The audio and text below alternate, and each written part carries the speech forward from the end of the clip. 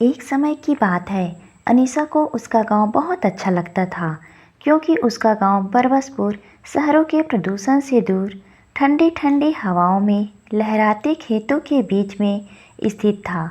वहाँ का स्वच्छ वातावरण किसी के मन को मोह लेने वाला था। अपने आसपास के प्राकृतिक वातावरण को देखते हुए बड़ी हुई अनीसा को इन नज़ारों को अपने पेंटिंग में उकेरने का शौक हुआ। वह बचपन से ही पेंटिंग बनाया करती थी। बड़ी होने पर वह एक होनहार पेंटिंग कलाकार बन गई। उसके हाथ से बनी हुई पेंटिंग ऐसे लगती थी जैसे वह जीवंत हो। उसके हाथों में जादू निकलता था। उसे देखने वाला उस पेंटिंग में खो जाता था। आसपास के गांव वाले उसके पास अपनी पसंद की पेंटिंग बनवाया करते थे।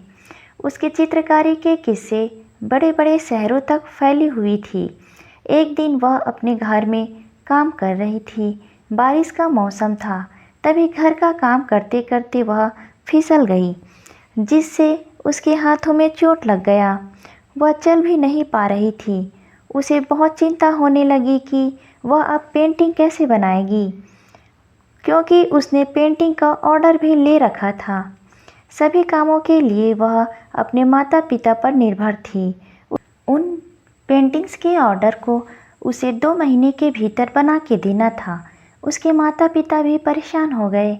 उन्होंने उसे पहले तो अपने गांव के अस्पताल से उसका इलाज करवाया। वहाँ उसका स्वास्थ्य थोड़ा ठीक हुआ, जितना कि वह चल सके। अनीसा अब थोड़ा बहुत अपना काम स्वयं कर सकती थी, लेकिन अभी भी उसके हाथ ठीक नहीं हुए थे। तभी उसका इलाज पास के शहर के अस्पताल में कराया गया। धीरे धीरे उसके स्वास्थ्य में सुधार होने लगा, परंतु अभी भी उसके हाथ तो ठीक हो गया, लेकिन उसकी उंगलियां बेजान लग रही थी। अब अनीसा बिना उंगलियों के चित्रकारी कैसे करेगी। अब अनीसा को अपनी इस हालत पर बहुत दुख हो रहा था। उसका आत्मविश्वास दिनों दिन कमज़ोर होते जा रहा था। फिर भी वह अपनी उंगलियों को चलाने की कोशिश करती और चित्रकारी करने की कोशिश करती, लेकिन उंगलियां उसका साथ नहीं देती। हमेशा अपनी कला में कोई न कोई कमी वह निकाल लेती और निराश हो जाती थी। एक दिन वह निराश होकर पहाड़ी वादियों में घूम रही थी। घूमते घूमते वह थक कर बैठ गई। उसने घने जंगलों की ओर नीचे घाटी को निहारना शुरू किया। अचानक उसकी नज़र एक घायल बाज पर पड़ी, जो नीचे ज़मीन पर पड़ा था। उसने देखा कि बाज का एक पंख टूटा हुआ था और वह असहाय अवस्था में नीचे देख रहा था।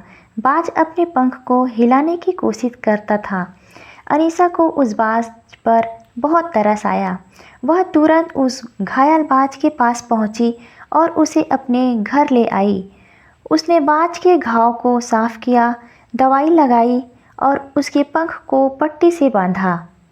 अनीसा हर दिन उसे दाना पानी देने लगी और बाज की देखभाल करने लगी। धीरे धीरे वह बाज ठीक होने लगा। अब अनीसा बाज से बातें करती और उसे उड़ने के लिए कुछ क्रियाएं करती थी। एक दिन सुबह सुबह जब वह बाज को देखने पहुंची, तो बाज उसके आंगन के पेड़ पर बैठा था।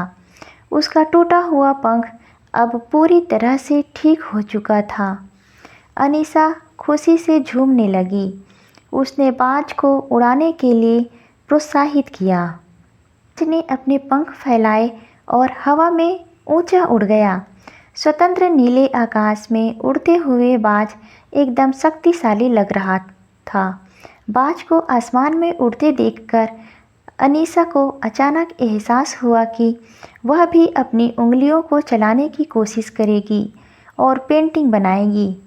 उड़ते बाज को देखकर इसे ख्याल आया और उसकी कला में वो ताकत है जिसमें वह नई उड़ान भर सकती है। अनीसा ने ऐसा महसूस किया। अनीसा ने एक नई पेंटिंग शुरू की। इस बार वह पूरे विश्वास के साथ रंग भर रही थी। उसने प्रकृति के बीच उस बाज को भी अपनी पेंटिंग में उकेरा, जो अब आकाश में ऊंची उड़ान भर रहा था। इस बार उसकी पेंटिंग कुछ खास पेंटिंग बनकर तैयार हुई तो वह अद्भुत थी, जो जीवंत लग रही थी, जिसमें रंगों का ऐसा जादू था जो देखने वाले को मंत्रमुग्ध कर देता था। अब अनीसा को बड़े दिनों बाद पहली बार अपनी कला पर गर्व हुआ। उसने समझ लिया कि हर किसी में प्रतिभा होती है, ज़रूरत होती है सिर्फ उस प्रतिभा को पहचानने की, आत्मविश्वास की और हार न मानने की हिम्मत। अनीसा की यह पेंटिंग पहले से ज़्यादा प्रसिद्ध हुई और वह एक सफल कलाकार के रूप में प्रसिद्ध हुई। इस कहानी से हमें यह सीख मिलती है कि हमें अपनी कला, अपने सपनों पर और अपने आप पर भरोसा रखना चाहिए और कभी हार नहीं माननी चाहिए। आत्मविश्वास सफलता की पहली सीढ़ी है। ठीक वैसे ही जैसे घायल बाज ने हार नहीं मानी और फिर से अपनी उड़ान भरी।